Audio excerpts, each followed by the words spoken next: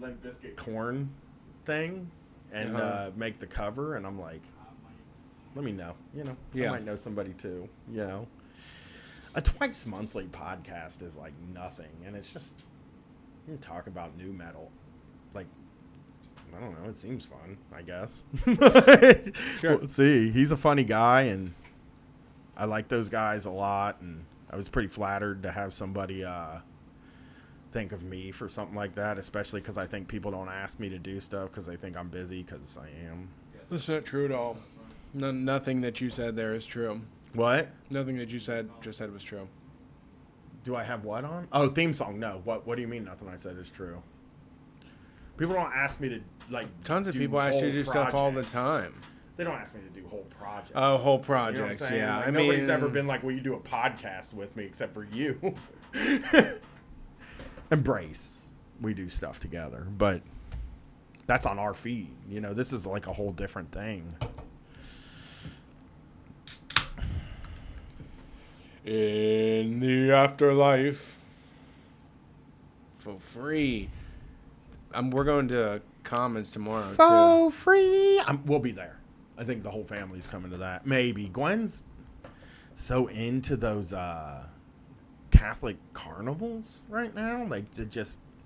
There's one Monte Carlo night. Well, there's one up on Roxbury this week, and like boys Yeah. go to them. She loves those Catholic boys, man. Those Upper Arlington, Grandview Catholic boys. She is just too into them. That's It's just interesting. so weird to me, dude. I mean, I get it. They're cute. They're like handsome dudes. They're the good-looking kids. They got it You know what I'm saying? together. The rich, money, and shit. Yeah. They're failing upwards.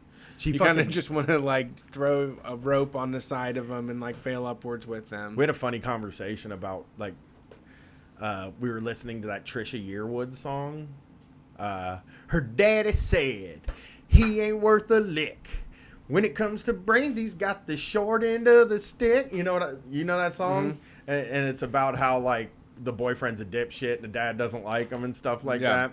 And she was like, boy, we were kind of talking, and I was like, I always think it's weird when dads care that much who their daughter decides to date. I mean, like, if you started dating somebody that I thought was, like, going to cut you with a knife or something, Sure. it would bother me. But generally, if he's a dumbass, I just expect Right. a certain amount of dumbass. You I mean, kids are dumbasses, and my daughter grows up around dumbasses and is probably going to end up dating a dumbass. We in a all way. are. Yeah, me I'm and one. you are dumbasses. All the guys we know are dumbasses. She doesn't like know any better than dumbasses. You Yeah, know? it's just whether they find their one strength that they can, work with. And she was just like, she was like, yeah, I would hate it if you didn't like my boyfriend. I was like, motherfucker, you don't even like. I went on vacation. I went to Milwaukee for 4 days. And I took her friend. Me and Katie took her friend with us. She didn't talk to us for 4 days. We was in the same hotel room. Yeah. She didn't talk to us. I was like, you think I'm going to meet your boyfriend anyway? You don't bring anybody around me. Yeah, well, I mean, I can't imagine that it's, she has bought herself into her family values. She's very tight-knit with you. We'll see what happens in the coming years through high school. But I have a feeling like if she's going to love you, she has to love with like the way you deal with the people that, you bring around. That was a part of hanging out with you and your family and the people you hang around. And like Erica, before we started dating, she brought another guy around, and she told me later that it was just like always impossible to be around you people because like just ignorance and fakeness and corniness just gets bounced right the fuck out. You know? I mean, that guy was. Never mind. No, I'm not going to blame the guy. No, I'm just saying it's it's kind of the you're all a wrong bunch guy. of tough customers. Yeah, he's the wrong guy. He's hanging around with a bunch of fucking ball busting people Right. that shit talk each other, and we've all known each other for so long. I mean, even and it is kind of a thing. But she kind of said, Gwen kind of mentioned to me, she was like, your dad meeting your boyfriend is like a tradition, which is an odd thing for a kid to kind of point out to you, but that's true. He is gonna have to. I've said this before. I think so much about this idea that like some dude is gonna come to my house and be like, I have to meet your dad, and I'm like You're the dad. guy. You're the guy. Especially talking to her today, she pointed out like I think about my grandma and my grandpa. We were fucking being gross in the car, right? And she said something, and I was like, well, you know, my dad fucked my mom, and that's like how I got to be. And she was like, you know, I never even considered that my grandparents had sex, or even that my parents did. And I was just like, I remember being that age. I mean, I remember thinking like, teachers, motherfucking, they go to the teacher store. It was called Holcomb's back in the day. You go in there and you buy the teacher stuff, and then you go home, you grade papers, you watch the movie that you're gonna show the class soon, and then you go to bed. And like your whole life is teacher. And like I thought that about my parents too. I just like could never fathom that like They had their own lives besides focusing on you. yeah. That's why I don't like having a kid right now. Oh, is that what she's doing? Yeah. No, Gwen was really like. No, I mean, it's just that's the balance of parenting. Is that like you are now the enemy, you are the squasher of fun. You have to keep things like normal and in the lines, but they also expect that you actually just live for them, and that all you leave and you're just thinking about them when you're at work all day. You know the answers. Too. Yeah. They expect everything to just kind of revolve around. Take care of it. Yeah. It was just, it's a weird thing to think about. Like, it's a weird thing for, I think, them to even consider that, like, their grandparents, like, she was kind of telling me, she was like, I can't imagine, she told me she can't imagine me having a dad. If that makes sense. No, it doesn't. It does to me, though. Sounds like you guys are so fucking high. I can't imagine you having a dad, as in some. Yeah, that sounds like dad. something like a beanbag chair. Right. Say after you just hit a bong. We were fucking around and driving. We've been hanging out. We hung out a lot during this vacation. I can't imagine we're best bud, but she you said I met can't them. You know the dude. But she doesn't understand that there was a time You came where out of his dick? I did say that, but no, you can't imagine a time where your dad was the guy that was getting told what Sure. to do. You know, and was in trouble. Because we're kind of talking about how, like, I was telling her, like, you know, when I was a kid, my parents were real wild about, like, rules. And they, like, had, like, a set way that they did shit. And, like, basically, all their kids loved to break rules. We were all, like, kids. Every one of us was pretty bad about following the rules around the house. You know, the curfew, being home at 6 or 7 to eat dinner. Do your job. That's what they called our chores. Your job. Do this, do that. And it was like we were all just like so rebellious, and they were like constantly in like a punishment mode a lot of times. And my kid can't imagine punishment. Like me being afraid to be punished. And she just doesn't know that world. And I think it's pretty interesting to think like, yeah, man. Yeah, it's different. Things have changed. Yeah, I'm trying to explain to her about what it's like to grow up in a house with rules. My daughter doesn't know what it's like to grow up in a house with rules, dude. Yeah, I mean, She I has do. no idea. I still do. I mean, I have really grown accustomed to the old person thing of sitting children down and then explaining to them what my life was like when it was my age and how I had to do this stuff. And, you know, because they really... I became obsessed with that Hoover the Seal. Remember Hoover? Did you hear about Hoover the Seal? No. I'll have to. Hoover the Seal is this like at the New England Aquarium in Massachusetts. They had this seal, and it like imitated people. It would say like, like when it barked. And there was video of this, but it's from like 1984, the year that I was born, and it's in black and white. And it's terrible video, and everyone's like, why is there no evidence of this? Why did nobody get any evidence of this thing? And it's like, there was no device that any regular person had. If we had Snapchat, we would be taking a fucking Snapchat with Hoover the Seal all day long. Dude, there would be hundreds of them. Wait until you're explaining how you got in contact with your friends Yeah. and did stuff, because Right. that to me has been, we had this conversation yesterday where she was like, I never reach out to anybody and nobody ever reaches out to me, and I'm like, they don't reach out to you because you don't fucking reach out to them. I was like, why don't you fucking call somebody and Yeah. ask them to do something? And she's like, well, I text them. And I'm like, well, why don't you text them to do something? She's like, what if they say no? And I'm like, well, sometimes they're gonna fucking say no. Yeah, it happens. But it was just this thing where it was like, man, she lays in her bed all day and like Snapchats people during the summer. And like my summer all the way to 18 years old was get up, leave the fucking Do not house, be in the house. knock on every single motherfucker's door that I know and see if they're home, and then fucking run around the neighborhood Race like a hell. gang of kids. Yeah. You know what I mean? Maybe sometimes we get up and call around and see who was down to do stuff, but it was like every day, everybody was down to do something, and something tended to be nothing.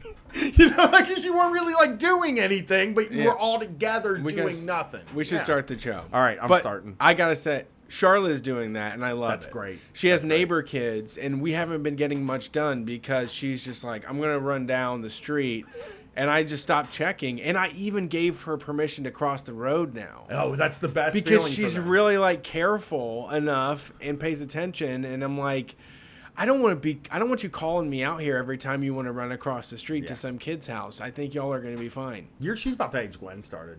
Like I started saying you could run the loop and shit, so you're I good. love it. All right, here comes the theme music. Oh, you need me to start over?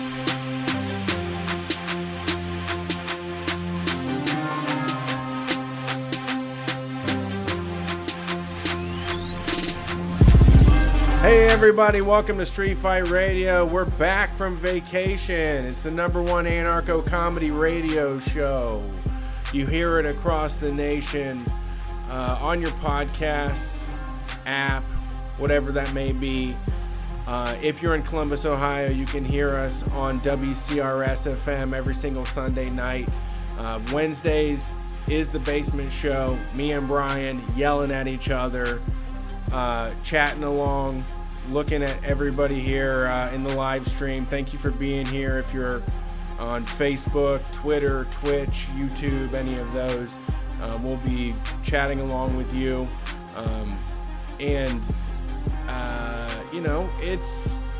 I'm already excited to be back. We did the pre-show, like the getting the stream started. Brian and I were already revved up. There's been a lot happening since the last time that we got to record. I was itching to record like immediately. The first weekend, I was like, damn, I want to do like a special edition podcast right now where I can just talk some shit because I really need to get some things off my chest. It's been a good summer so far. I was like, damn, High I wanna Five do like Friday has been on time and on schedule. I have some planned even for the tour coming up. So everything is lovely for Street Fight, and I'm glad you're here. The boys are back in town. Yeah, as always, the boys are back in town. Guess who's back in town? I didn't want to do a show. We're I'm doing gonna it tell you the again. truth. 3 I was not weeks- into it. I sent the text to Brian, letting him know that if he was willing to not do it, he could pull the plug. You know? No shot. I wouldn't do it. I was like, I'm happy I didn't. I'm really glad I took it off. I just was like very big on no content. I was tweeting and shit. I didn't want to do audio content at all. And now I'm back. I was working like crazy, dude. Yeah, I mean, we were both kind of in conversations about stuff and shit like that. But like, I couldn't record. I just needed 3 weeks. But it was great. And we did a show in Columbus, like right before the end there, that was just like really fun and real gratifying. All of our friends and family were there, and that was like really fun. And everybody that came out was really great. I think people are going to get to see that. And we're back. We're promoting a tour. Yeah. Right? That was kind of the issue for me, just to break it down a little bit, in that last week we were coming up on like a day where we had to have like final artwork done for shirts. We had to have final dates for the tour, and this thing has been so hard to book that I was working all week long, and I was in like this crazy mood where I really just wanted to stay up for like days on end. And I had to cap all of that so that I didn't like burn myself out. Like, I was just so fired up and just wanted to, like, I had a thirst for blood. Like, Yeah. I was just wanted to kill somebody. Yeah, I'm with you, man. I you know, I was excited to get back in today. I got real excited that I was getting in front of Mike, and we're back. I can't see another vacation happening until next year. I hope you enjoyed the shows, the Gwen show, the Leslie, Q Mars, Katie and Erica all were in there, and so that was the show. So Brett's got all the dates, right? You got all the tour dates? I do. Let's talk a little bit about this tour. So, Yeah. So what's been going on over the last 3 weeks while we're on tours? We've actually been trying to get this goddamn thing together. So the DSA convention is happening at the beginning of August. We're going to be there. We have a history-making tour that we put together. So it's going to be District Sentinel News Co-op, Trillbilly Workers Party podcast, and Street Fight Radio. This is our first time that we've done like a big ass tour with other podcasts. Next Friday, I just still can't believe this. Next Friday, I'm renting a 14-passenger van. We're driving down to Kentucky, picking up Terrence and Tom, driving to DC, and we're going to do a couple of shows there. July 28th, Sunday, July 28th, we got an early show at 6 p.m. It's going to sell out very soon. The late show is going to be the drunk-ass crazy fucking show, where we will also be able to hang out afterwards and party with people. I think one of the shows has a special guest coming onto the show. Both shows, they're saying. Okay. Well, A no, huge one guest. of the District Sentinel boys have a guest. We don't want to announce their guest. No, I didn't say that, but I think it's for both shows, they said. Right, yeah, they're going to be at both shows, so you'll have this guest with the District Sentinel guys, and then in Chapel Hill, you get the whole show. You know, I think we have extra time in Chapel Hill, so we'll be able to sprawl out. That's July 30th. That's also going to be a huge show. We have a lot of tickets being sold right now. You got to jump in because they're going to go quick. That's at the Nightlight in Chapel Hill on July 30th. And then, surprise, surprise, Florida, at Rain Dogs on August 1st, we're going to be in Jacksonville. Jacksonville's on the map. Look us up. That was out of nowhere. Yeah. We were gonna say Florida, and we are gonna come to Florida next April for WrestleMania. We're gonna hit the lower part of it, but this time around in the Southern Tour, Jacksonville, Florida is happening. Yep. Atlanta, Georgia on August 3rd with a very goth special guest on the Street Fight portion of the show. So that's Saturday night in Atlanta during the DSA convention. There's going to be an after party that's going to be unreal. The show is going to have a very special guest, the leader of the Goth Caucus of the DSA, the Insider. It's going to be it's going to be historical. All of it is. Really. Atlanta, Georgia on August 4th, a special guest. Sunday, August the 4th. Trillbillies will be having a special guest on Sunday, a musical August 4th. guest. I think I'm going to try to get a sing-along going. Yeah. There's a couple songs that I think we can sing, and I was really happy to see the Trillbillies pull this guest. And in Nashville, Tennessee, me and Brett are doing a crossover with another podcast that The Nashville podcast of, on the one August 5th. It is a full crossover with another podcast, and we're not going to tell you who it is. It's censored. It's censored who this is, but it is a podcast. And tickets aren't on sale yet, but just, Monday, August 5th, be there. You fucking don't want to miss this. This is somebody that Brett and I have never worked with before, and it's exciting, man. It's so fun to get up with other people. And all these shows have the Trillbillies and the Sams too. Like these shows have special guests. This is we're trying to make this a big deal.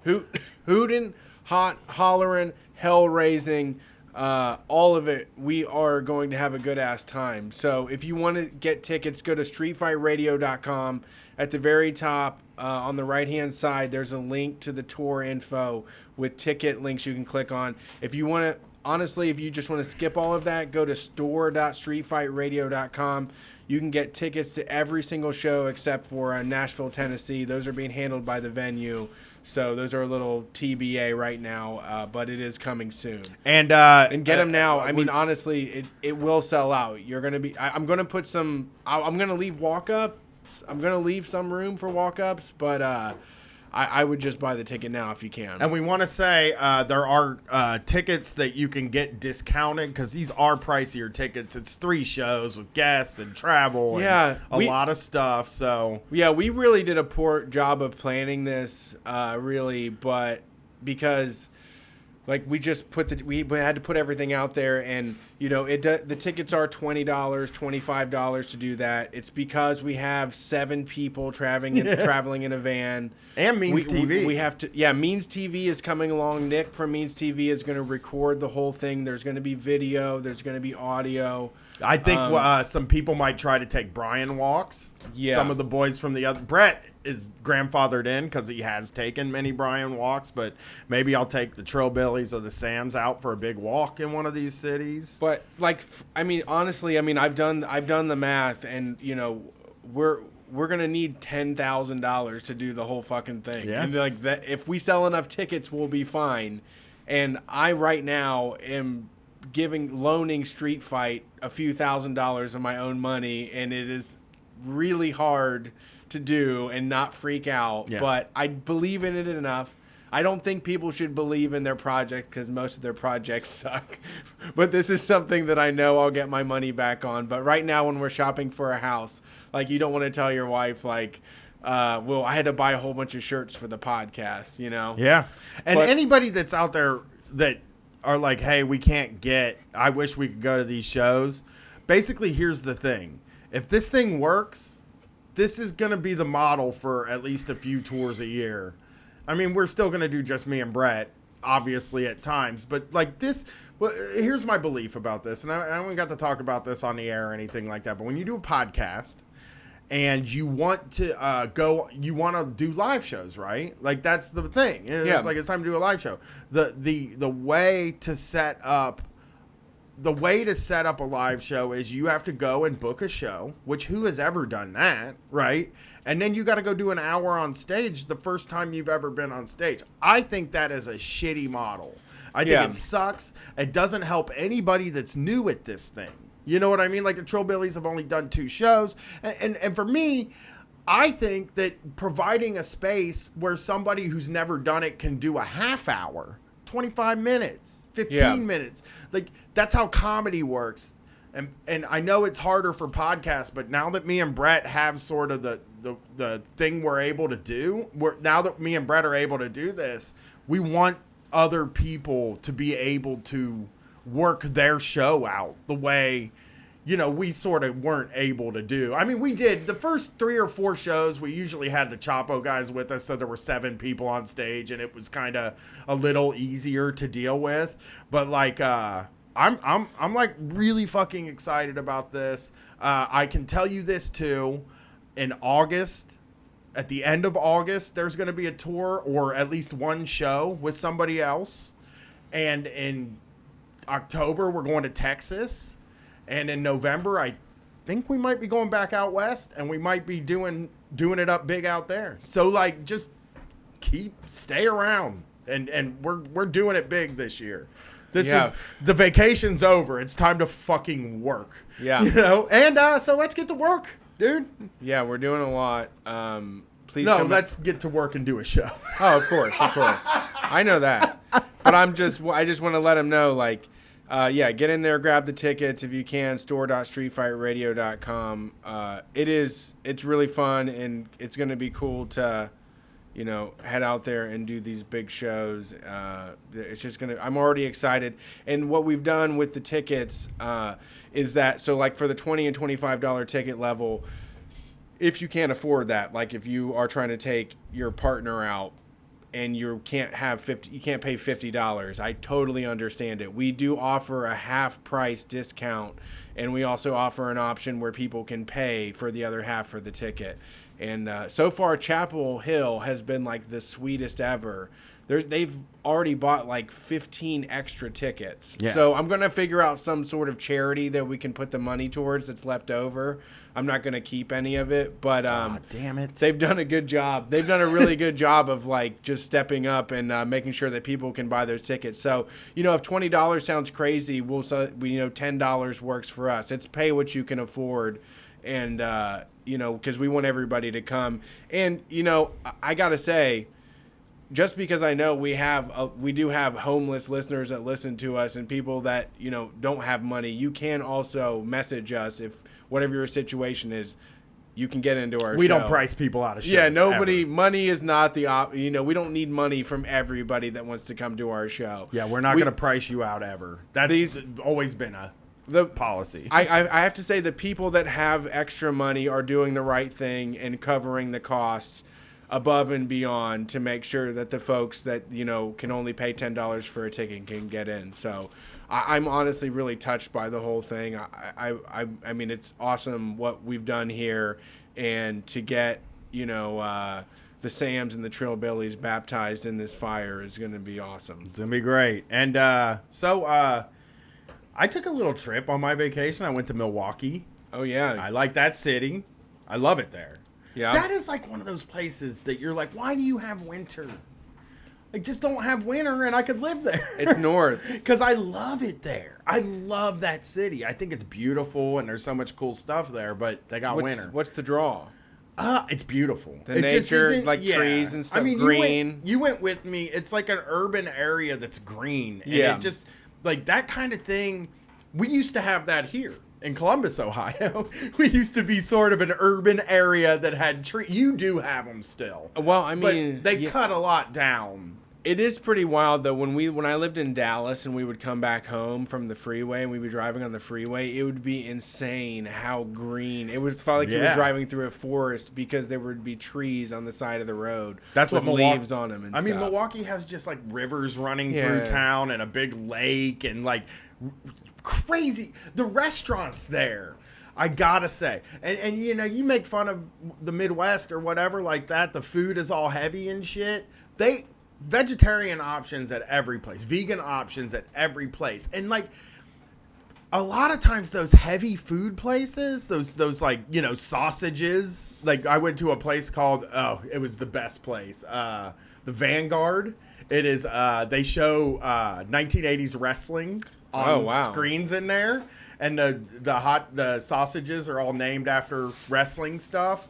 And they have draft cocktails, and they had vegan ones. I had the Eddie Guerrero. Of course, I like Mexican food. Yeah, you're a chorizo guy. Yeah, yeah, I had the Eddie Guerrero. All right, so let's do some podcasting, man. Yeah, the Vanguard was great. What a great place. I really love Milwaukee. Good place. My family had fun. My wife and daughter were really surprised at how much they liked it because it felt like I forced them to go. And then when we got there, they were like, "What a sit! This place is great. It's just so beautiful." Yeah. All right. Let's start out. Can we jump in on the deep end, Brett? Okay. Is that okay with you? I can go deep. I got this Ian Omar tweet, okay?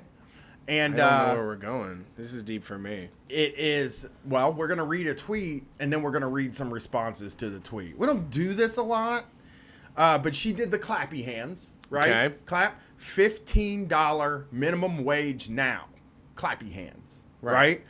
So she's in the news a lot because the president was completely racist to her, and then everybody else is like completely racist to her, and Nancy Pelosi was racist to her. Basically, everybody was racist to her. She has the headscarf that triggers patriots. Yeah. So, but we're not gonna. I mean, I paid attention to some of that. You know what I mean? But like, I want to go through some of the comments on this that are infuriating me. There's Joey Salads at first. His name's Saladino. He's apparently an independent YouTube guy running for office. Oh. He did the clappy hands, and he said, unemployment, cut hours, struggling small business owners now.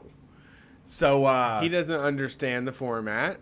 Yes, that's true. He's just doing a list. He could have done a list, and the format would have made sense. But instead, he thinks the clap means a list, not a sentence. It's like a bullet point or something to him. You gotta be more concise. I mean, the thing is, Unemployment. here's the deal. If they cut hours, I'm just gonna say this: you're making more money, so it means a little less. And the unemployment thing, not true. Hasn't happened anywhere else where this has happened, right? We now have a fucking model for it, right? See, a lot of the major cities that we go to have a higher minimum wage. We bring it up on stage all the time. Yeah. And I have never heard, like, I have looked at the research. I when I was in college, I looked at some of the research about SeaTac in Seattle. They did a lot of stuff about the SeaTac part of Seattle, and it didn't hurt. It didn't fucking hurt anybody. Right? So let's just cut the unemployment shit right out. That is just not going to fucking happen. Yeah. And then cut hours, again, maybe. But you're making more, so there's that. Like, you cut somebody's hours at $7.25 an hour is different when you cut somebody's hours at $15 an hour. It's still more money coming in. And struggling small business owners. And my answer to that is, who gives a shit? So Yeah. And that's a theme on these replies, Brett. Let's see. One guy says, "Make it $1 million an hour, and we will all be rich." I like that. which is like some Smart. weird fucking thing. And Well, that's the, I mean, that's one of those get rid of money. I mean, he's just saying get rid of money, right? We can make it completely pointless if we want, right? He's being a smart mouth. This other person did the clappy hands and says, "This is what $15 minimum wage gets you," and posted a picture of the self-service kiosks in a McDonald's. Which is not true at all, because in Ohio, I think the minimum wage is still, $7.75 or something? Right, and they still are doing it. And the Wendy's is like, you can't get a real person to take your order anywhere. Like the Taco Bell has it, but let me see what the Ohio minimum wage is. It's $7.50. Is it still? Yeah. $8.55. Oh, $8.55. So It's these jumped. kiosks are coming no matter what.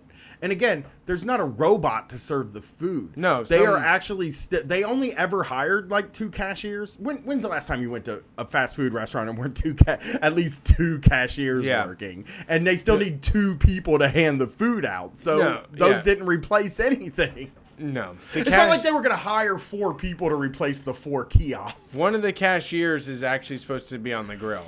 Yeah. You're taking them away from the grill. Yeah.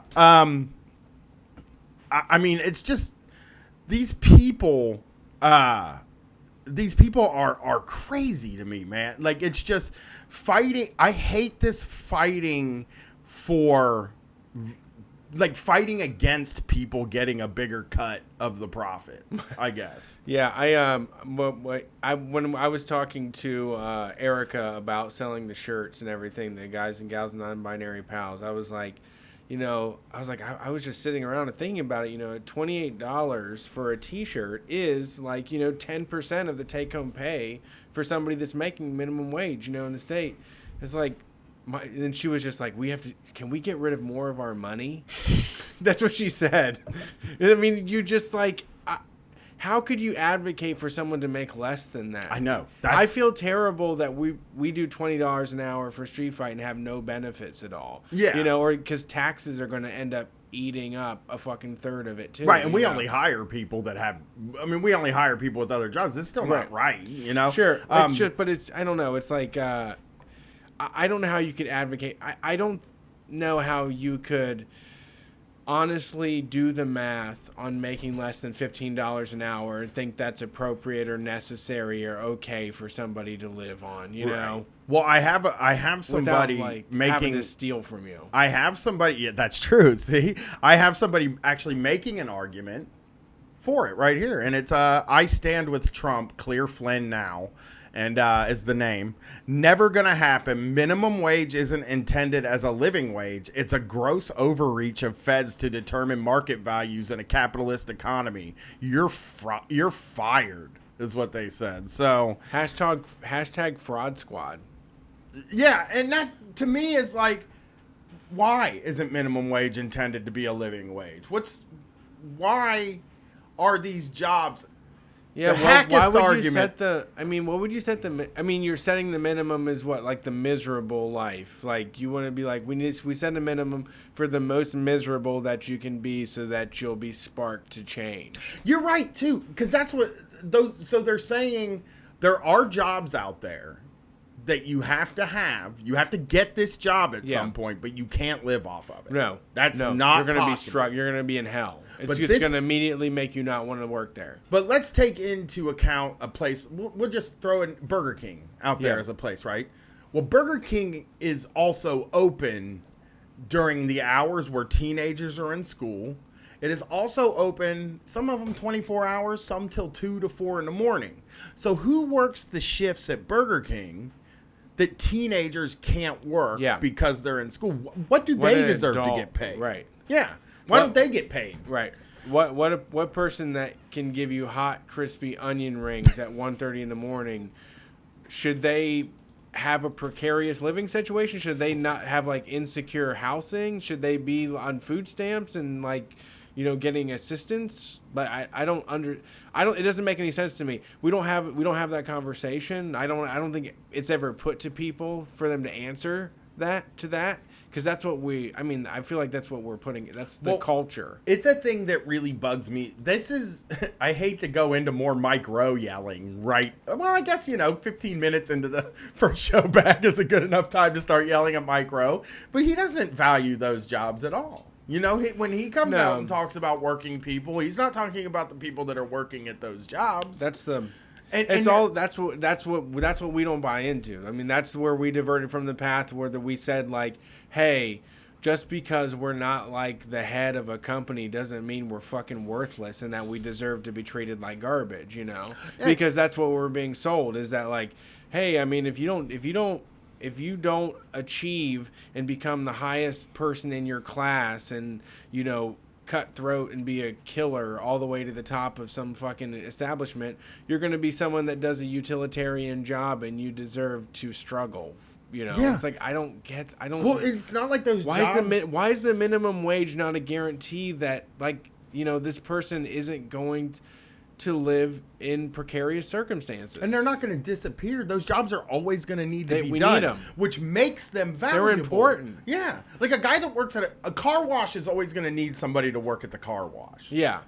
Because I know that's a job that people like to goof on a lot is you work at a fucking car wash. And it's like, but like somebody has to wash the fucking cars. If people want their cars washed, then somebody has to wash the fucking cars. And it just doesn't.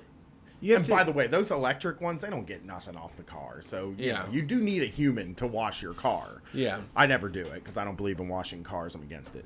I think of a car as like a bubble that keeps the outside off of you. And why would you clean the outside of the bubble that keeps the outside off? It's a protective barrier. It's going to get dirty again. So I think of houses too. I see a motherfucker like power washing their house, and I'm like, no, that's where all the dirt gets on the house. Yeah. Wind will blow it off and whatnot. It's fine. Sometimes it builds up and sags. Here's somebody. Montgomery Granger is the guy's name, and it's his avatar is his picture with his wife and like 17 kids. Like he's holding 3 of them, and this is his smart ass remark. There's a cornucopia of kids that are spilling out of it. Can you see it? So Montgomery says, why $15 an hour? Why not 20? Ooh, yes. Or $14.50? No. Were small business owners consulted? How about women and minority business owners? Did somebody bother to ask them what impact your arbitrary vote buying stunt would mean to their bottom line? Layoffs and cut benefits will be the cost. America. This guy is an educator. He's from the art. He is a. Because why is he asking about people of color? Like what is that strategy for a guy like him? Where he's just like, oh, do people?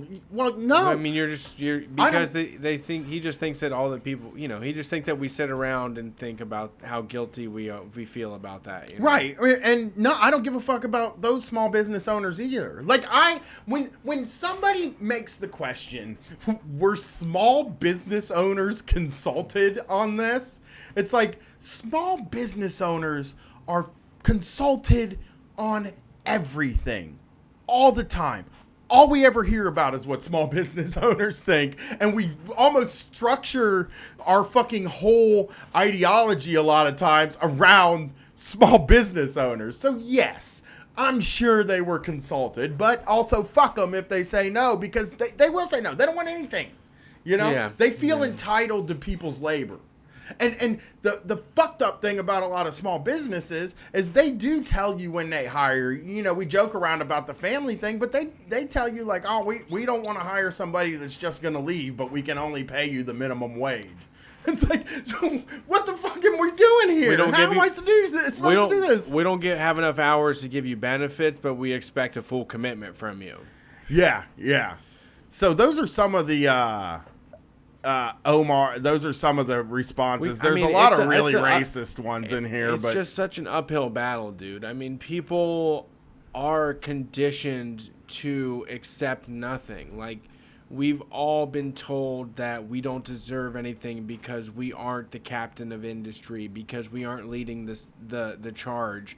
And they have this just terrible negative perception of themselves that, like, if you're the low person on the totem pole, you deserve shit until you decide to not be that. And it's just not the case, you know? Yeah, and this is just so much, like, this is hideous. Like, this person, Centrist Piglet on Twitter, I don't know why you would make your name that, but maybe they're talking about Piglet from Winnie the Pooh, who I always found to be a very cute character, so maybe they just like Piglet. They're like a trash pig or something. How are small businesses supposed to afford $15 an hour for unskilled labor or high school kids who may or may not even bother to show up to work? Well, I'll say this. I'm just going to say this. If they don't show up to work, you don't have to pay them the $15 an hour. Yeah, you save money. That doesn't even become a problem True. there. I've been a manager in low-skilled industries. There needs to be higher entry wage for skilled jobs, but not unskilled jobs. What makes working the drive-thru at McDonald's an unskilled job? Because I've done it. And I can't plug you into the drive-thru running the cash register at fucking McDonald's. I couldn't take you to McDonald's right now and sit you in that drive-thru and be like, yeah, just, you know, do the drive-thru.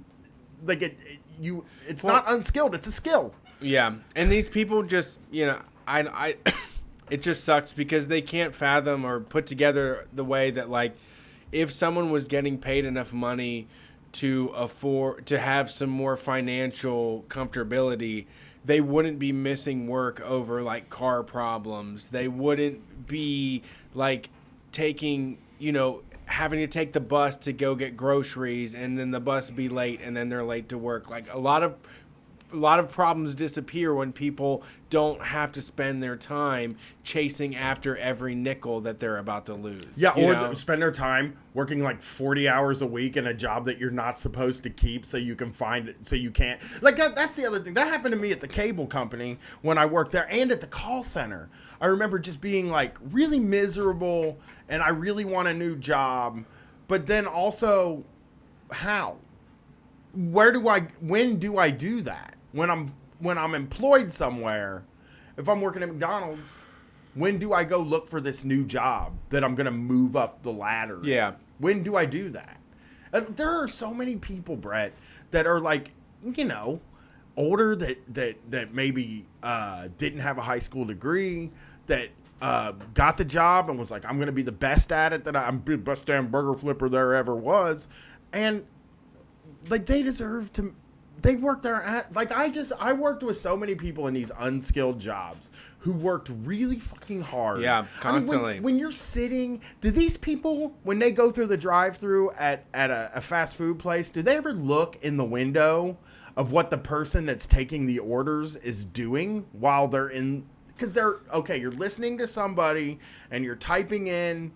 You're doing the cash register as you listen to the person order the food and carrying on a conversation, talking to a person through a speaker, and you're having a conversation with a person at the window who you have to get their money and count their money and make sure that you have it so that they can then go down to the next window.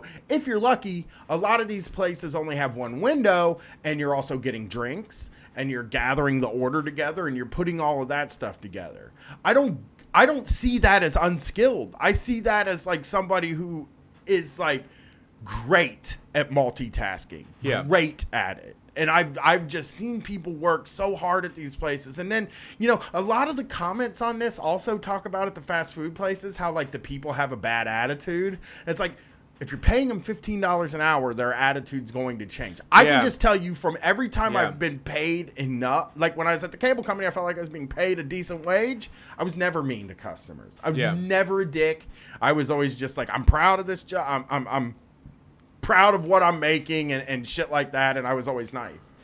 Like, they just don't want you to have anything like, it sucks that there's so many people out there who don't want you to believe in any, like, you can't believe in yourself, and you can't like be great at some, like, you can't just get a job and fucking do it. They don't want you to be able to just get a job and just, that's your job. I would be happy to work at Arby's, dude. Well, and it also is it's a matter of like, making it easier for young people that are in their 20s to have like a secure footing so that they do have an easier time finding what they're good at, their strengths and their passions, and where they can be slotted in. Mm-hmm. Like, so many, like, we lived through so much precarious fucking situations trying to make life work on, $9 an hour, on $8 an hour, and also having a house and food and all of that stuff. Like, we've now come into our own and done our own thing. A lot of the people that I know that also, were in those situations have developed into, the mature, regular, old, normal adults that you expect. But why the hindrance was totally not worth it. There was nothing about it that made it any better. I only wanted to be paying my bills. I've only ever wanted to like be able to pay back the stuff I promised that I said I would. I didn't want to have to be dodging and doing financial gymnastics and piecing together multiple jobs and things like that. Right. You don't want to be like writing rubber checks. You didn't want. You want your Friday? There's nothing we get. Like, we're all too embarrassed to talk about it. We can't even have fun with it. But then we also demand that everybody be forced through it. You know? Well, and not even everybody. Like, it's what I think what pisses me off the most is just the lack of class solidarity when I look at like my relations and like kin, and I look at my graduating class of people that are on my Facebook, and it just really makes me fucking sad that they can't see that we're all being like forced through this fucking, system. It's a meat grind. It's just, it just really is like just something that's going to spit you out on the other end with nothing. And the people that are in charge will never have to touch. I want to acknowledge like the struggle and the grit and the determination it took to make it through a lot of this like struggle of making it, but it's not something that I would think my daughter's going to benefit from. Like, she would be better off having a comfy position at a fast food place until she could find something more streamlined to what she wants to do. Like, I don't see what the point of making it so that she has to end up in some sketchy living area would be, I guess I don't know what, like, I don't know why in an economy that miserable. But in an economy that is mostly service now, why these jobs are considered stepping stones, because we obviously need a certain amount of service people. You can't say that if most of us are in the service industry. I've never had a job that wasn't in the service industry, roofing. But that's service though, right? Yeah, because you're servicing. I mean, whatever. That's the only but everything else was in the service industry. If I left this show, I would go into the service industry. Yeah. If most people that graduate from college are gonna end up in the service industry, and that is the industry that most people that graduate high school. The cable company is the service industry. I'm going and servicing people's homes and shit like that, and like working with customers directly with customers. And it just feels like, or a call center. But these are the jobs, and these jobs shouldn't be considered stepping stones. No. They should be. If service industry is the thing, it's kind of like in the labor movement where they were like, these fucking idiots that work in factories, they want to get paid a fair wage, and now we're like, oh, if you don't work in a factory, you're a piece of shit that doesn't deserve a living wage, you know. And Well, it's yeah. a thing we got to fight for. We really do got to sort of, we have to, I don't know how you articulate to people how difficult it is to work at the lowest rung of a call center or to work at a fast food restaurant or a big box retailer. I just don't think these are, and even if they're low skill, you're fucking lifting shit. Your body is worth something too. You Yeah, know, for sure. every job, well, I guess what I'm getting at is, any job that they say is minimum wage and doesn't deserve to make a living wage is taking more from you Yeah. than a job like we have or that Yeah. a CEO or something. You're actually giving them more than a lot of people that feel as though they've made it. And I also think that like a lot of people who are against safety nets and the minimum wage and shit like that are people that were always, I mean, I can't say all the time, but if we looked at a percentage, people that had a family to go to or parents to No, ask borrow if money, if not, $15, It doesn't have to be. $500 It doesn't have to be that. Yeah. It's just bias. It's just survivorship bias. I mean, That's true too. It doesn't even matter whether you don't have to prove whether they were well healed or not. Somebody will be successful. Like that. That's what I really want people to reckon with is that, you know, there is a lot of American dreams that come true. I mean, we can't say that it doesn't happen, that people don't get to have like a house and like a living wage and all of these things. But when you look at the numbers, like like you were saying, the rest of the people that are making this world happen for them, for this McMansion living person to have like coffee from a drive-through stand at 6 a.m. means that somebody rode a fucking public transportation, you know, at 4 a.m.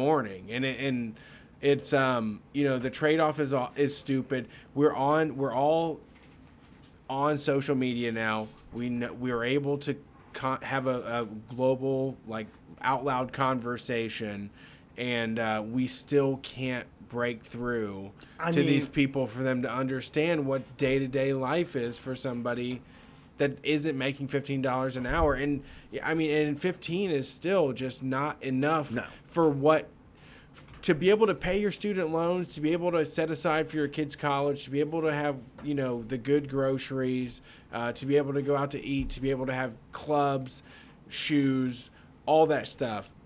$15 an hour isn't even scratching the surface. No. Well, I do want to, because you brought up the social media and people not talking about their situation and stuff. I mean, I think I knew you, I don't know, I think we knew each other 6 months before we had these conversations. And to me, like, having these conversations with you was like mind blowing, right? And I don't know if it was to you, but just us talking about payday, like our, you know, the Friday routine, right?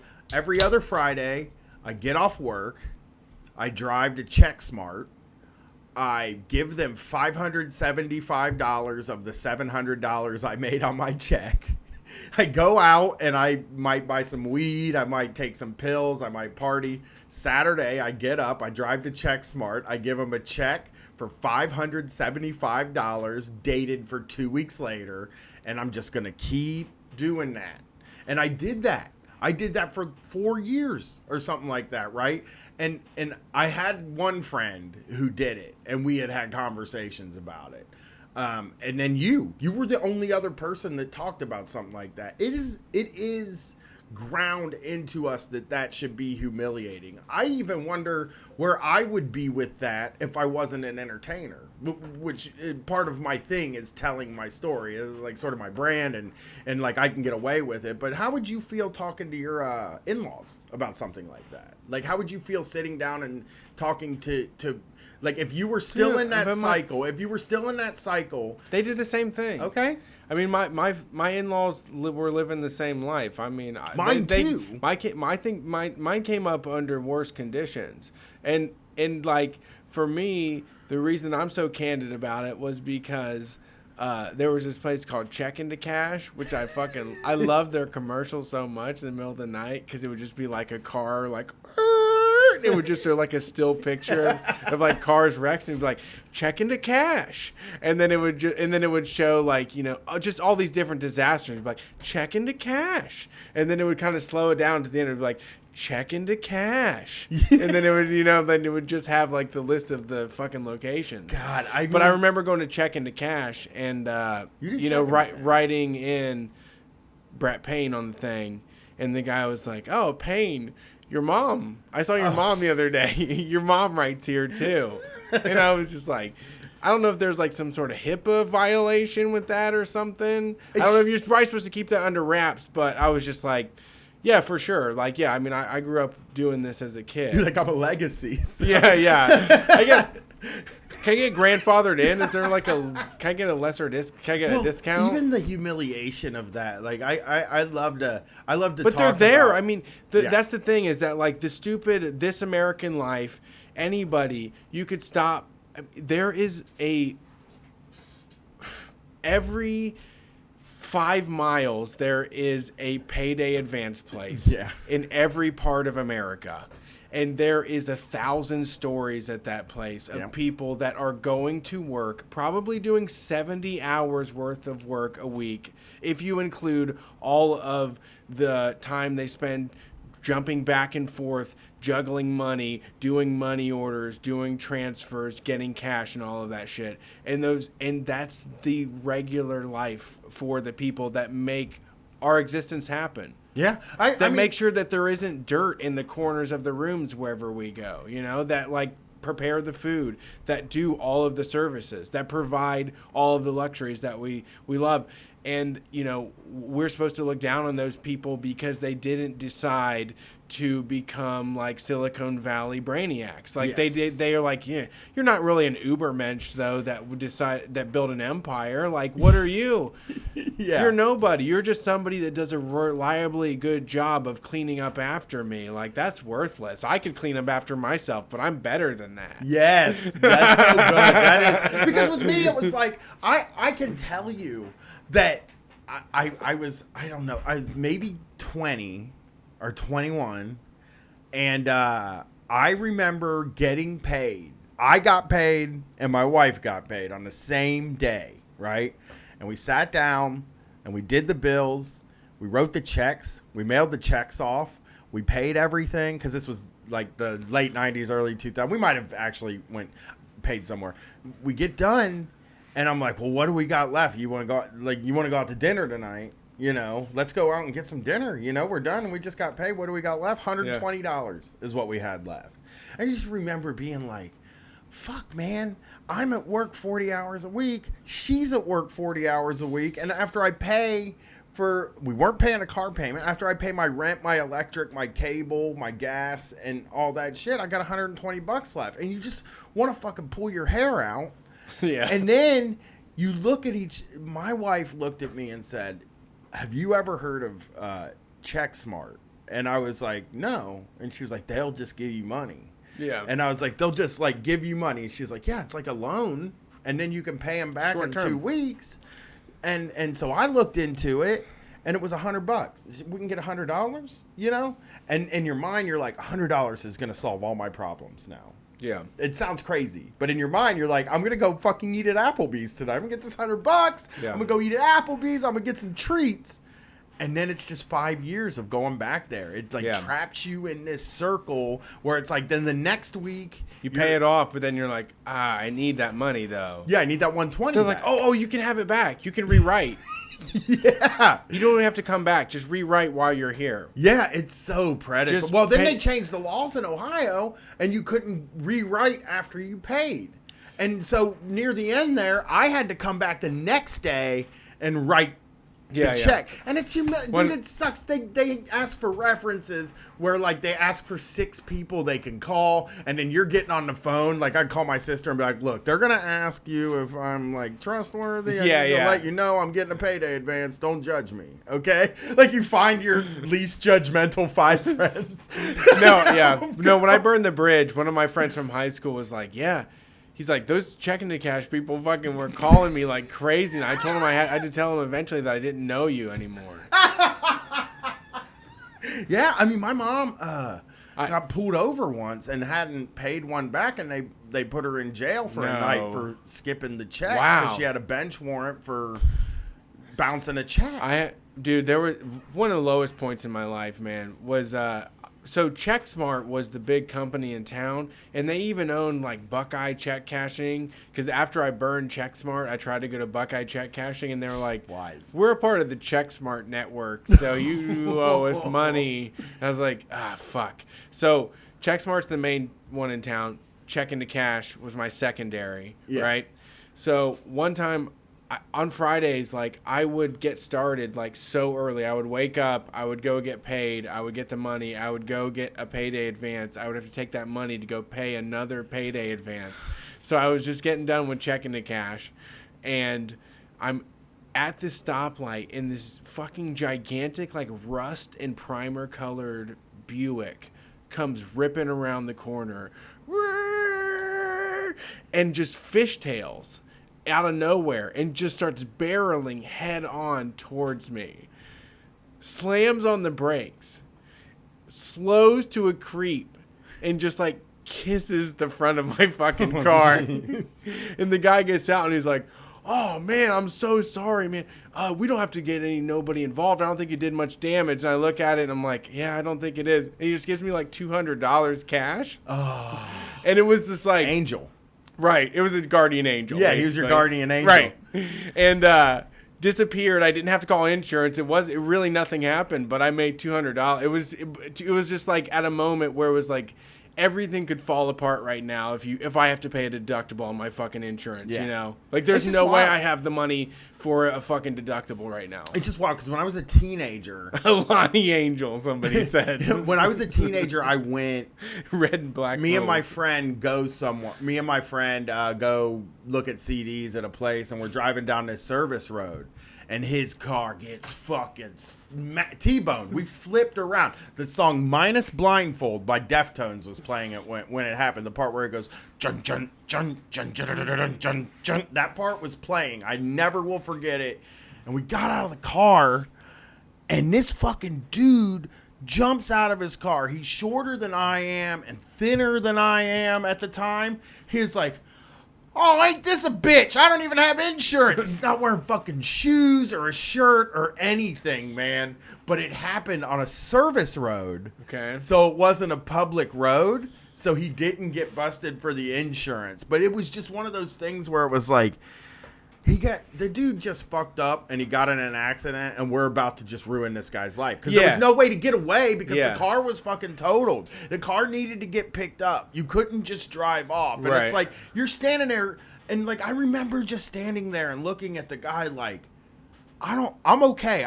There's nothing wrong with me. I ain't trying to fucking ruin that. You're like trying to explain to the cops, like, I ain't trying to ruin this shoeless man's life. Right. Don't throw him in a cage, please. Yeah. But this was insurance laws, which I still find to be the most frustrating thing. I know that there needs to be like universal car insurance, I think, because I don't think we should have to carry it. I feel I'm in line with the at fault states, which are like where you just are responsible for your own car. That's isn't that here too? No, they require you to have insurance. Liability? But if you didn't give a fuck, if you're like, if I wreck this car, I will pay out of pocket or I will just total it, they won't let you do that here. You're required to have some sort of coverage for other people. You have to pay for other people. But I feel like whenever I had a piece of shit car, it's like, I mean, if this thing gets in a wreck, I don't need anybody to fucking fix it. This fucking thing isn't going. If somebody hits this car, this car is technically right now, as I drive it, totaled. And if you give a shit about your fancy ass expensive car, you better buy some insurance to get some coverage for someone like me that isn't going to put any money down on your fancy ass car. Yeah. The insurance was a real hard one for me because I remember making when it works. Yeah, I remember just making no money, and then my wife is. I'm so into I it move now, in with my wife. Well, I go You for use it the hell. I've on been using the insurance. hell out of my insurance Yeah, too. I did too. But I got flustered on the highway like last summer and ran into the back of somebody and just paid insurance and like got it fucking fixed. right. I use towing for the end. I'll use their roadside assistance. I use everything. And when I sign up for it, I set everything to the lowest possible deductible. And if I can get no deductible, I do it. But I have the money to do that now. I remember when me and my wife first started dating. I was kind of, I was kind of a loser, okay? When we met and as just a kid, I didn't get my driver's license till I was 24. Okay. Wow. Late bloomer. Well, my parents wouldn't let me get it when I Okay. wasn't, because they were like, you have to get good grades or we're not going to let you get your license. And I just was would've rode a never bike able there. to pull them all together. When I was like 10, I rode a bike all the way across town to get a slip and slide with a bunch of pennies that we had saved. There's no way that I would have been kept from a license. Right. Like I Well, would you have. I would can't- have your rode. I parents would have have to sign shit up. I would have rode a Razor scooter when I was 18 and 1 day years old. Well, all my friends drove. Okay. And I did have people like that in my life. but they signed, they like, I was 15 and a half, man, behind the wheel. mine said if you can't get good grades, you can't get your license, and it was D's or I did all right I in had to get grades. C's or above. I was good on grades. Oh, I was not. I never was able to like pull them all together in one report card. You know what I mean? Sure. It was always like, I got could some do A's there, I got one- some B's there. Still an F, just one F. I remember sometimes getting into a fight with them, like, man, it's just one F. It's in gym. Like, it's not even that big of a deal. it just never worked out for me, you know? And then when I got out, I just didn't feel like getting it. But I started dating Katie, and she had a shitty car, and we're working our bills out at one point. I'm like making $4.50 an hour as a dishwasher. She's making really good money as a waiter with the gratuity is added on to everything. So Yeah. she was making like really good money. And so when we start working the bills out when we first moved in together, she was like, I also need $63 for insurance. And I was like, what insurance? Like 63 fucking dollars? That is fucking what? We're just gonna hand somebody $63. Like, I Yeah. was so flabbergasted at the Fine money. idea of it. And then, you know, we let it lapse and she got into an accident and it started a whole chain of events that was fucked up where, you know, we're then paying SR22 Yeah, I insurance. know. My wife is getting picked up by the my wife is no. getting pulled over by the police on not Christmas good. Eve, and I have to go get the car and have my dad drive real close to me behind me so nobody can pull me out. It was just this whole fucking thing, and it just like ruined It us. was not needed. I know we didn't get in an accident. She got into an accident. The guy said it was okay, right? She gets into an accident. She hit something. His car seems fine. Her car's fucked up. But the guy is like, oh, well, my car's fine. You know, if we don't have to report this if you don't want to. And then that fucking motherfucker drove his car to his insurance company and had it checked out. Well, And he's just a coward then. yes, but come on, dude. Like, let's fucking settle this. Like, He thought Katie was gonna beat his ass. I guess. You know what I mean? But it was just such a fucking fucked up thing, man, because it was like, it really sucked. 5 years of that SR22 insurance, then it became like $110. You had SR22? Yeah. You have to have it if you get busted for driving without insurance. And we don't have it now. That's atrocious. We're good now. But I this didn't was know that. 5 years of SR22 insurance. I knew. Yeah, I knew. I had one coworker, a good friend of mine that had SR22, and I did not envy that person at all. It sucks. It's real bad because it takes somebody that obviously didn't have money, yeah, it just and it puts takes a- more. Yeah. Yeah. Oh, you're in trouble now. Yeah, it was bad, man. I saw a thing that I think will piss you off, Brett. So I thought I would throw it out there. Okay. It's from this Twitter account called Micro Mobility Industries. And what they have is an autonomous micro-mobility delivery startup that launched a few days ago. And if you can look on your screen, this is a... what this is it is a small 3-wheeled case, like a cooler or something like that, like a trunk, okay? And these businesses can load it up with their product that you order and send it to you so that you can get it without somebody having to drive. This is It's the like way to get around Amazon Prime. This is a way to get around like hiring people to do these things. It's a scooter. It's like a 3-wheeled slingshot scooter, but it's a cooler. Yeah. Filled with goods. And I dislike this thing for many reasons, but I wanted to point out a specific reason for you that I thought was interesting is this thing is programmed, right? This micromobility scooter is programmed so that it only goes into bike lanes. And this thing travels, it's set up so that it uses the bike lanes, and they're looking at that like it's a positive because it won't be on the road where people are driving, it won't tie up traffic, and it won't be on the sidewalk where people are walking. But I was curious to know what do you think about these like people like they're like kind of starting to take over the bike lane, like they feel entitled to the bike lane because it seems like the only place that they can go.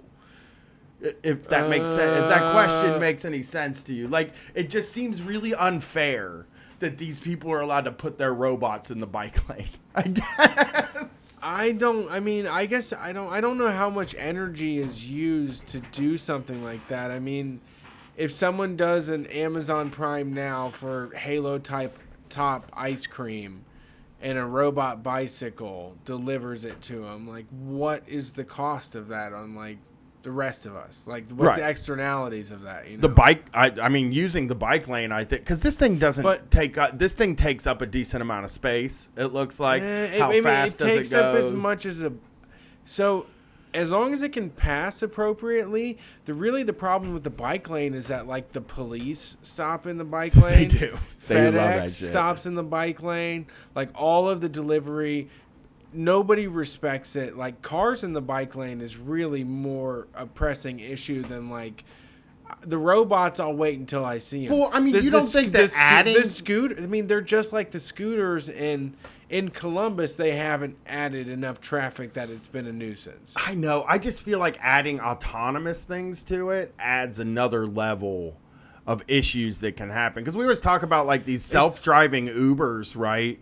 Have hit people, and everywhere that they've put them, they've hit somebody. And I just think, like, I look at the bike lane when I'm out walking every day, and those people are just flying down that thing. And I just, the idea of things blocking that, I think we should be working hard to keep, because we need more bikes. People need to ride more bikes. People need to do more mass transit. People need to walk more. Yeah. So it is important that we need to start making concessions to those. Like, we need to start helping them do that. We can't fill the bike lane with a bunch of fucking whatever crazy bullshit that some tech genius comes up with. That's what I think is that this is really a matter of distribution, where it's like, should we spend the time and energy and resources to manufacture an autonomous cooler to carry drinks across town for people? Is that necessary? Or could they go to a standard grocery store where things could, be dropped off for everybody to fucking pick up? I think people should have to go to the store. I mean, we are moving towards more and more the Prime now, get things immediately. GoPuff is really big in Columbus. I dig. As far as like their ads go, they're always hitting me up. I know that they have a lot of promotions going. They've been around for a few years now, so they haven't gone out of business. People are doing this. It's a matter of how much you want to like be comfortable with that. Like, I don't.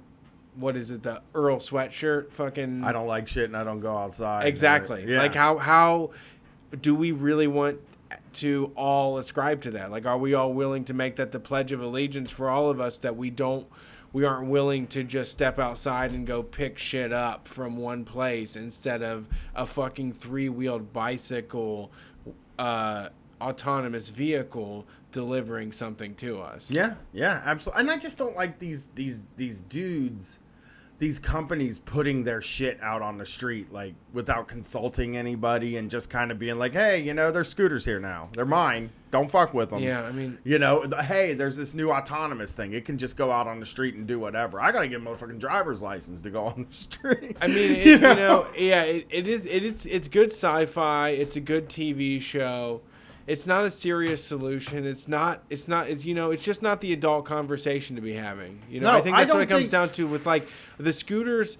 I do think the scooters are great for, you know, resources and gasoline and last mile and all that stuff. People seem to be using them, but they're not anything more than like a resume for some tech billionaire guy to trade it in for stocks. And also, when we were on the road, we kind of talked about that. We had this conversation on the road, and you went online, and they said those scooters have A 28-day lifespan. they last 28 days. So On I don't average. know if it's like when we're talking about conserving resources and stuff, I don't think making a scooter every Yeah. 28 days is Like- a very good use of Yep. resources. People aren't driving their car anymore, but we are creating a scooter, shipping it overseas to us, and then destroying it within 28 days.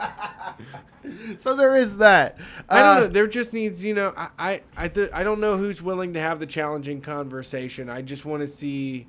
We don't ever get that elevated thing where someone looks at the nonsense of all of us, like pretending to be busy so that we can get paid, you know? Yeah, and I think I mean, you know, that's what a lot of it is like I make a lot of money doing spreadsheets or computer stuff and convince other people that it's worth, you know, this higher elevated living. And that's only because someone that makes a fucking hamburger is worth nothing, you know? And I've had the conversation with you in the past, and I noticed this driving for Lyft, is that like if Uber and Lyft are also touted as a sort of solution if people are sharing cars and stuff like that. There's less cars, and I've talked about this with our kind of arts area. That the Short North is kind of the place where a lot of things are, and the main road is constantly packed because these guys are stopping to pick up passengers and turning on their hazards and waiting for them to come out.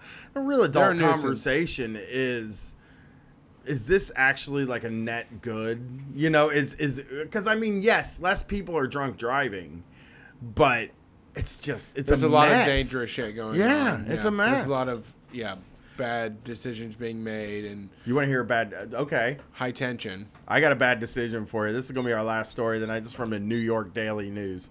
As the St. Louis Metropolitan Police Department conducts an internal review of cops who published a range of concerning images and statements on social media, a police union asked its members Wednesday to post a Punisher symbol in solidarity with officers under investigation. Now, that's not the whole. This is the first two. This is one run-on sentence. Or this is one sentence in a story that says so much, really. Because there's something that happened during the break that I wanted to talk about with the Border Patrol. They found those Border Patrol Facebooks. Do you remember that? They found like a Facebook group that is private and for Border Patrol people only. They had to answer questions or whatever to get in. There were 20,000 Yes, there were 10,000 members of the group. There are 20,000 people that work for the Border Patrol, and they were doing, I mean, the stuff that you would expect to be in that group. No. I mean for our audience, they know what's in the group. That's true. A lot of people don't understand that a lot of those folks like get by just by thinking disgusting things about the people that they're treating like animals. You know? Or that they say they're protecting or that they treat like and it is true. Like I used to troll a lot on local news pages back in the day, Columbus local news places. And like you would get threatened by guys that call themselves cops, at least like a lot of times if you said bad shit about the police. Like these law enforcement, these Leos as they call them, or Border Patrol people, they're like sick fucking people a lot of times with like them really nasty. Like they have more some of their like some of the stuff that they post is like some of the worst stuff I've ever seen. if that makes it, like any group where those people gather on Facebook at the very least, and I'm in a ton of groups. Yeah. Like that is where you're going to see some of the worst They have stuff to you're going make to light see of, online. they're going to make light of the situation. They're going to have a lot of insider jokes about, the type of horrific shit they're doing. It's like that, that guy that made that Netflix documentary about how Al Qaeda, like how those guys make jokes too, Yeah. I mean, there's going to be a little bit of like gallows humor when you do your fucking job. You're going to have like a deep underground Facebook for your memes, where you talk about the disgusting shit that you do. But I think it shows a little bit of, it shows something when somebody is uninitiated sees it. I believe that it shows something that, because they would deny that they have those feelings. Sure. That's part of like our agreement. They can just see why it's funny. Yeah, that's what it always comes down to. I can see why it's funny. Yeah, why do you you're the comedy police or whatever, and it really is just like, well, why is that funny? Can you explain to me why that's funny? Because if you have to explain why it's funny, and you realize the thing that you're saying is disgusting, and it's what everybody thinks about you too. A lot of these cops, you don't think that. Not everybody. No, I'm saying all of your critics think this about you. Dude, I mean, like, people love those people. The reason that there's nothing happening is because people still respect those people. They think that there's decent people on the border and that they would quit their jobs if things went too far. Yes, I think there is that, but I also think that, like, when you're some of the worst things that me and you might level at the police. You know what I mean? Some of the ways we talk about them. Yeah. And like, even when I exaggerate about nasty things that police might think, that stuff, I mean, if it shows up in the memes, I guess somebody thought of it, and I don't know what, dude, I like to laugh at bad and wrong shit. You know what I mean? Yeah, yeah. Like, I am a person who has always kind of had like a darker, in my personal taste, not what I do, but a darker sense of humor and a darker sensibility and edgy shit and stuff like that, Yeah. And I guess like I am a darker type of person, I'm kind of like depressed at times and shit like that. Yeah. And I wonder what it says about them that the harshest criticisms that we lobby at the fucking police are things that they see as a positive and a good thing to joke about. Yeah. Yeah, it's troublesome. I mean, I think there's an empathy to us. I mean, we are trying to identify with everybody that suffers to make it, make sense of the world every single day. And these are the folks that feel like they're in authority, that they're in charge of making the rules happen. And they're surrounded by a bunch of other grown-ups. I mean, that's all it ever takes is other people. If you're doing something questionable, seeing people behind chain link fence. Yeah, that was a dog. I don't give a fuck about a dog or cat behind a chain link fence. Well, I mean, you're used to seeing it. I don't give a shit about a dog or cat behind a chain link fence. But a human being, I did have a moment that where I gasped and was just really had to rethink what that's like if I was to be held behind a chain link fence. I saw those guys trying to talk. I saw those guys trying to express themselves and explain their situation, and it's upsetting that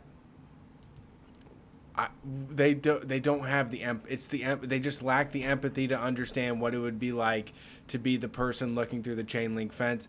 They have to be the authority. They have to just, and they, when they are overseeing all these people and telling them when they can and can't shower and eat and all that stuff, when they look to their left and their right, there's another fucking person there that's standing at attention that is backing up their actions and says what they do is okay, And you're totally right. When they go grocery shopping in their uniform, somebody might stop and say thank you for your service. Yeah. You know, it's like they are, and we've talked about that too. Like they are like they do hold a prestigious place in the world, and that's why we hate them and we're afraid of them. You know what I mean? That's where the problem. Yeah, Well, the pictures of Mike Pence. Yeah. What? Go ahead. Sorry, go ahead. The pictures of Mike Pence, like looking over the heads of the people in that place, like it was really fucking.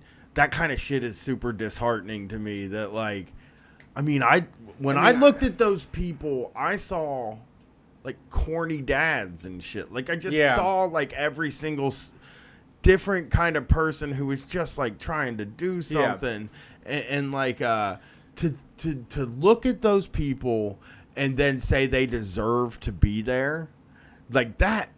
I mean, like that really fucks with me that they're and like you can't even tell, like you'll say it's a concentration camp and they're like, well, it's not like the ones in I mean in the other place, but it's like, but it is that doesn't, there's it's different. It kinds. doesn't matter though. It doesn't matter though. I mean, like that's what we've done. We've descended to the point where people are just like bargaining about whether or not it, you know, the language is appropriate. You know, there's no real action. I don't know what to do. I had a really big problem with this Area 51, let's all storm Area 51 thing, because I feel like it's just the most insensitive fucking joke in the world to make right now. Yeah. I feel like it's just like the Harambe shit where you're making a tangential joke. You're talking about aliens. I know that's not an appropriate term, but there are, you know, aliens at the border, and you're talking about a different kind.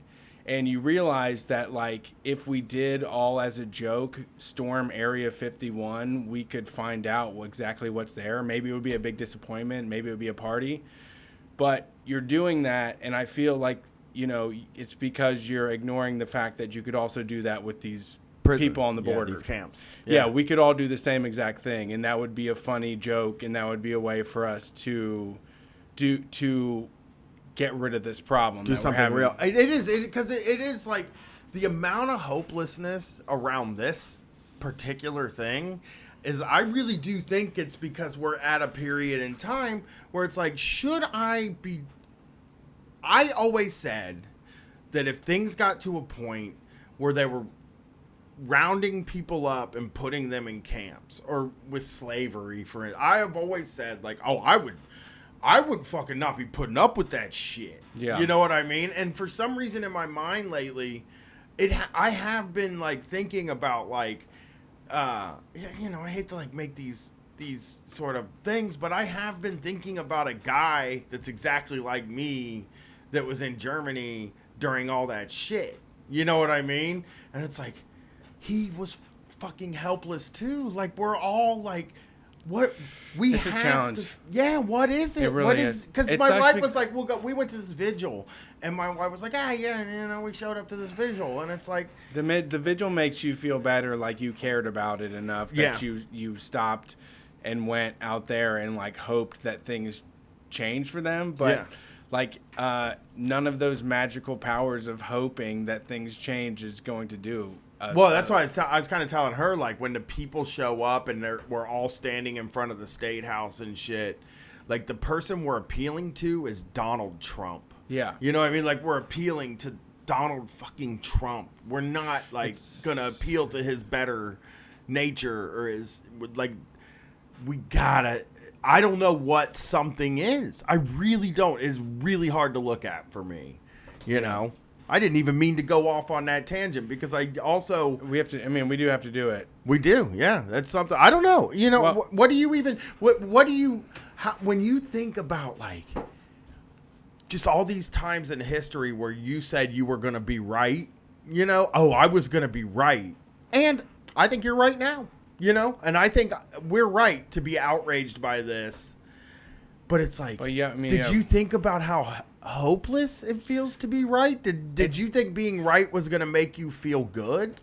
You know what I'm annoyed by? I mean, some of the, like, I do listen to a couple like liberal podcasts, and they are just doing everything they can to avoid some sort of radical take on the world. It's just really shitty that they're still looking at like the Democrats as the solution, and they're looking at voting the right person in. They don't see that like we need to like attack these places. We need to go after these places as like a group of people. Nothing's gonna fix it but that. Yeah. There's nothing that's gonna matter except for a mass movement At the places. I don't. So we need to do this for the show, to do it properly, and I don't want to put myself at risk from to going into jail for anything. But I want to say that the actions of Comrade Emma DeRudy in Washington, I think, are like a step up of like, or like a call to action of like what exactly to do, you know? Yeah. I mean, as far as, you know, as an anarchist, what retirement is, honestly, we all meet the same fate, and I think that's probably the best way to go. Right. Well, he was doing something that he felt he needed to do something. He was alive at the time, and I get what you're saying. It is just really a thing, because it's like being right is bullshit. It's nothing. It's what is it even? Yeah. You know, what is I'm right and I know what's fucking going on, and all I'm doing is sitting in a basement and joking around about payday advances. You know what I mean? Like, what does it even mean to be right about this stuff? But it is like the stuff that I've the pictures have blown me away. Like, I never thought seeing something would move me the way that I was real emotional looking at those pictures. I'm not even fucking bullshitting. I wasn't this isn't like a joke, or this isn't me like virtue signaling or anything, but those pictures fucking made me want to cry. And I'm like not that dude, man. Yeah. I'm not a guy.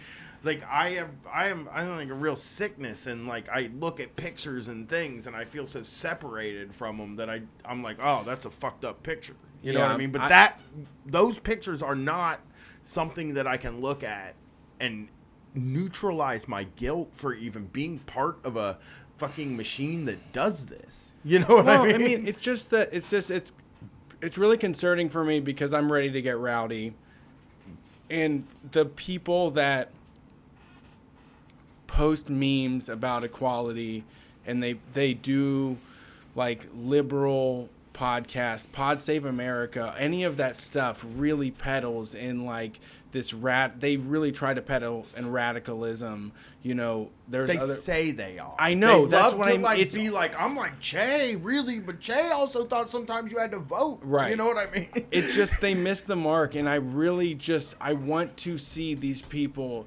These people are not willing to give up like the ability to eat at a chain restaurant and buy mall clothes on the weekend. They're not going to put a wrench in those gears to make a big enough step, because you know, it doesn't take all of us, you know, giving our lives to change this thing. It just takes all of us, you know, stopping the status quo and business as usual to make an impact at these places. You know, I feel like, you know, the masses occupying and you know, going after these places will make a difference. I mean, if you're a guy that works for that border patrol and 20,000 people are standing outside of that border patrol every day, I mean, we're all human, you know, but it's like, how do you expect people to be able to go and occupy it? Really, like a lot of I don't know, man. I mean, I know there are people that believe in this stuff that have money. Are they necessarily the only people we want at this thing? You know,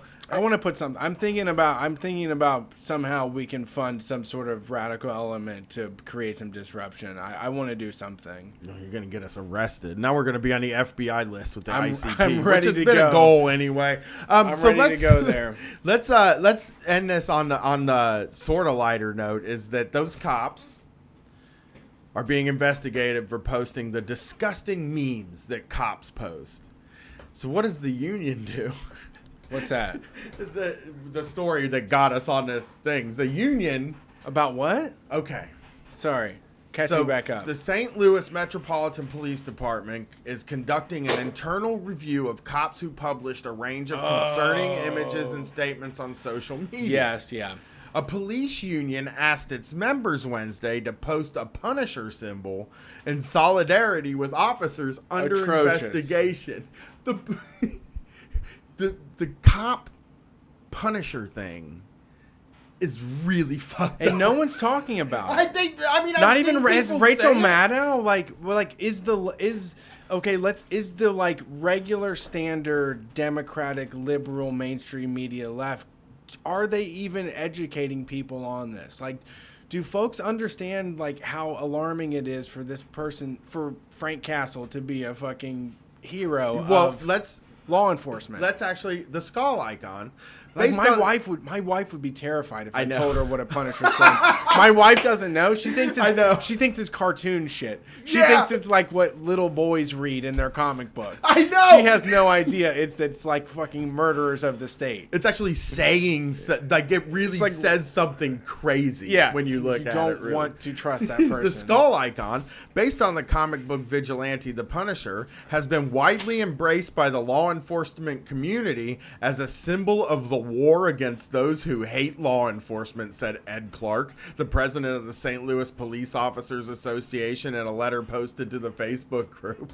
So there's a war against law enforcement, and they want to just kill everybody that dislikes what they did. Because this Blue Lives Matter has nothing to do with cops getting shot in the streets or anything. It has everything There's to no do war. with people saying, I don't like the police. That's all That's all it is.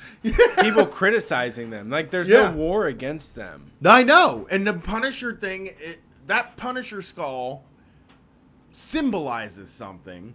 And what it symbolizes attitude. in the book, what it symbolizes in the book is, I mean, they can't be reading that as like, oh, the Punisher, he only killed all the bad guys and shit. When, in fact, Punisher killed fucking everybody. Like, Yeah. that was he fucking shot everybody. Corrupt to cops, death. too. Yeah. Just he was shooting everybody in the area. Punisher would punish cops that punish too much. Yeah. Well, he would punish, like, he would be like, I'm going to punish. So, Punisher sucks. I mean, Well, he was good. What was that one video game with Nick Fury and those guys? I don't know. The Punisher an arcade whips game. if cops didn't like him.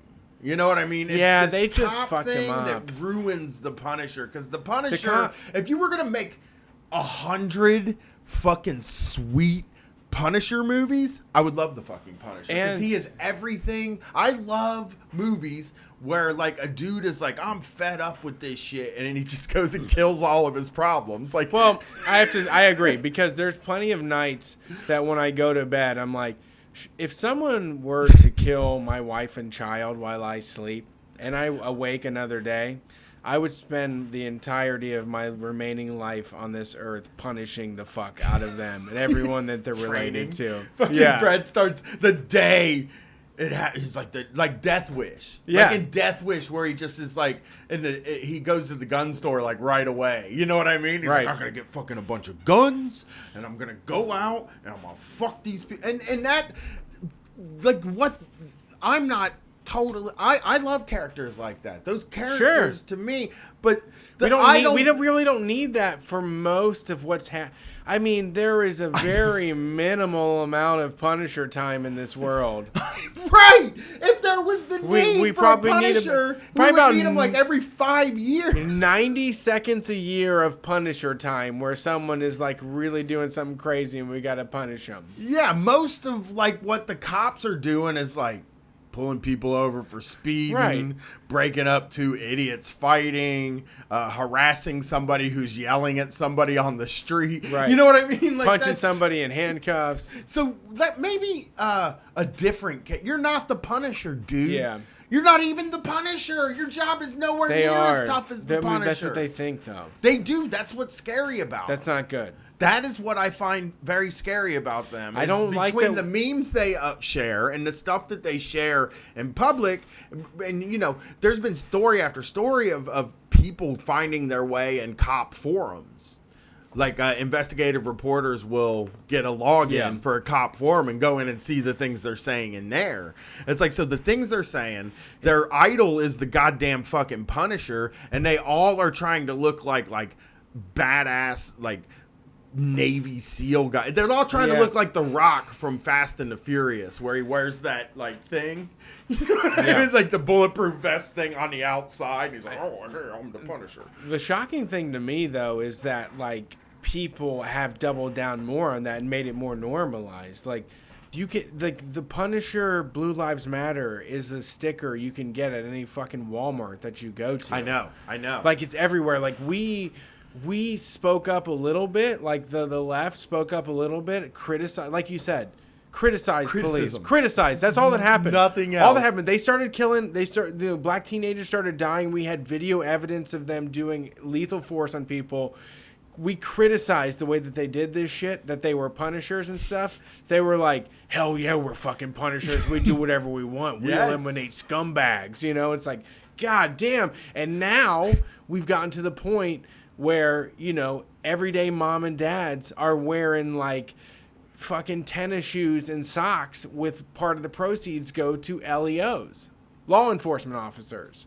Yeah. I yeah. mean, the ground we've lost is just shocking. Dude, that do you people think about, like like- when that cleaved, people just were literally like, "Yeah, the cops got to be Punishers." Like that one of the districts in Kentucky put it on their fucking cars. I know, that was- yeah, all thought it looked badass. "Yeah, we got new Dodge Chargers. We're gonna reskin them damn things with the Punisher logos, camo, Realtree, everything, Yeah.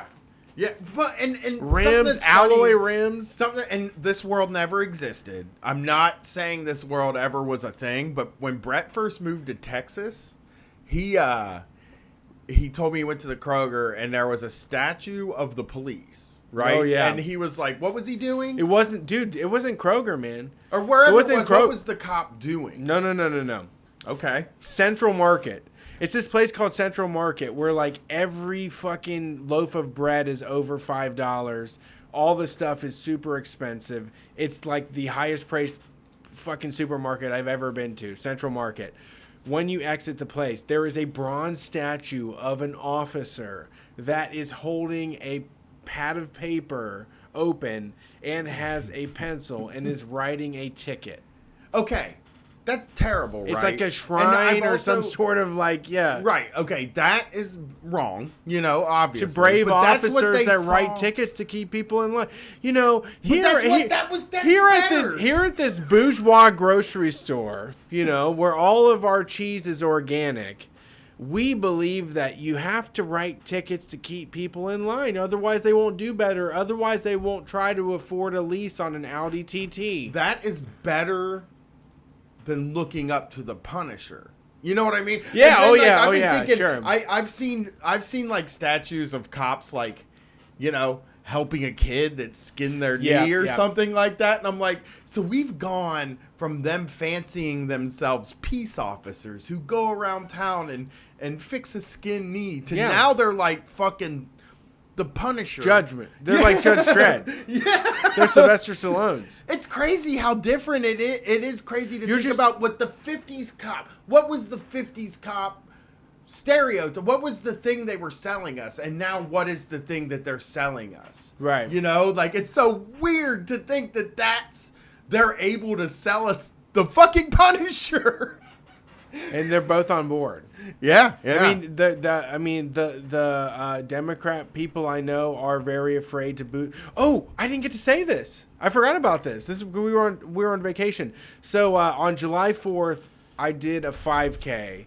There's one that I did last year. I'm trying to make it like a regular tradition. It's one of my good friends' neighborhoods. So when we were at the 5K, before they got things started, they were like, I want to say thank you to the local fucking Rotary Club. And everybody was like, yay. They're like, I want to say thank you to the local PTO. Everybody was like, yay. And then they said, I want to say thank you to the local police. Everybody say thank you to the Worthington police. Let's give them an extra special round of applause. And like, people started clapping, and I just like cinched up, and out of nowhere, I was just like, boo! And I started booing the fucking police as loud as I could.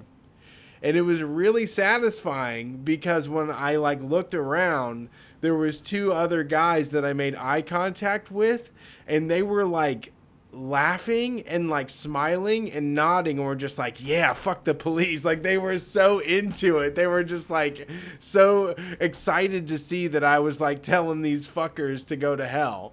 So yeah, that was a little bit of my 4th of July patriotism. Brian's taking a potty, but he's coming back and he has something to say about booing the police. I just love Brett is now brave as shit. He is like, I chicken shitted out at Double or Nothing, and I will not do that at All Out. You mean during the pledge? Yeah. I stood up, remember? You stood during the pledge. I looked at my phone and left my hat on, but you still stood up. The lady next to me was literally like grabbing my arm, like trying to drag me up to stand. Well, hey, I think part of that might have been her not wanting you to be embarrassed for not, like, oh, he forgot to stand. I'll, like, lift him up here. You know what I gotta say, man? Your brother, total respect. Total respect. Because I know that he doesn't agree with the government, with the presidency, with all that stuff. But I know he likes to go along to get along, right? Yeah. But July 4th, we went to the fireworks. We sat. We laid the blankets down. They played the national fucking anthem. I did not stand up. I was sitting on my motherfucking ass, and he was right down on the ground with me. It's wild, man. We were just sitting there like, no way am I getting the fuck up. Anybody that wants to say something is going to start something. I'll have this conversation right now in the middle of these motherfucking fireworks. I'm down to talk. I'm down to talk. I got time on my motherfucking hands. I never felt so bad as when I was stood up at Double or Nothing, because I sat down at All Out. Yeah. Or All In. I sat and I lived through it. And so now I'm like, in my mind, the next big gathering I go to where they're going to do this is going to be at All Out in Chicago. Yep. We're announcing a show soon. And I am going to sit during the anthem. So there's that. Never stand for that fucking anthem, man. And I am willing to have that conversation of why I'm not doing it, too. Sure. And I will lay out a case. I will not just yell at you. So if some motherfucker wants to be like, why are you doing it? I'll be like, well, for this and this and this and this and this. You know? Yeah. So, that's the fun. We just came back, dude. We're back. Street Fight Radio is back. Fucking brief, back. But briefly, really. We got a Q&A show to go for 2 up while weeks. we're gone, and you'll probably get a lot of content if we're going to be staying in a house with all those other guys. We'll probably stream a little bit. I want to do a show, yeah. I want to get some you might stuff see us going. on District Sentinel. You might see Stay them tuned. on our show. We're all going to be hanging out together for 8 days. So yeah, it's cool stuff gonna It's happen. 12 days. Me and 12? you are doing 12 days. Oh, good From Lord. bell to bell, it's 12, man. It's Friday to motherfucking Tuesday. I'm going to die. Friday to Tuesday, yeah. Crazy. I'm leaving next Friday for 12 days. Well, I love every one of you. I missed you while I was gone, and I'm back, and I'm getting to the point now where I'm going to be doing more than ever. So I got new things I'm going to be doing soon, and we got a Shock Jock show coming up. We got a bunch of shit coming up in the pipeline, and it's going to kick ass. Yeah, and Southeast Coast. I'm glad y'all come see us. We are doing the show. I mean, get the tickets now. You can go to store.streetfightradio.com. Washington, D.C., July 28th. Chapel Hill, North Carolina, July 30th. Jacksonville, Florida, August 1st. Atlanta, Georgia, August 3rd. Atlanta, Georgia, August 4th. Nashville, Tennessee, August 5th. Go to store.streetfightradio.com for tickets. Come see us and our friends. They're so great. Everybody that we're taking is great. And if you haven't heard their shows, listen.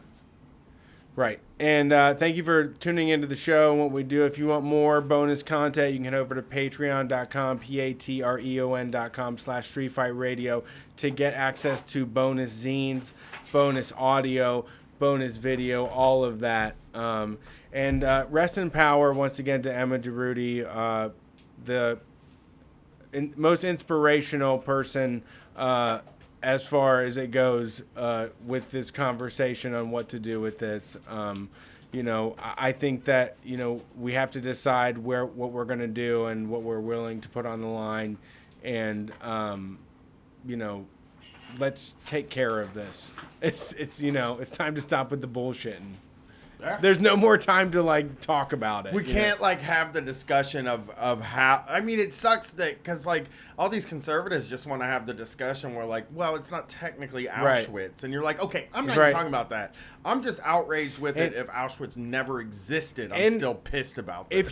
If you were to organize some sort of actions against it, the CIA and the government would infiltrate you, probably convince some of you to commit a felony and then set you up. They would kill you. I mean, there's just no Be way careful. to operate in this world, you know. Be careful out there. Sure. And, But yeah, I mean, I'm ready to start raising hell and get this thing going again. Thanks for listening to Street Fight Radio. We'll see you on Sunday. Sunday, we're taking call in. calls. Yeah. Peace.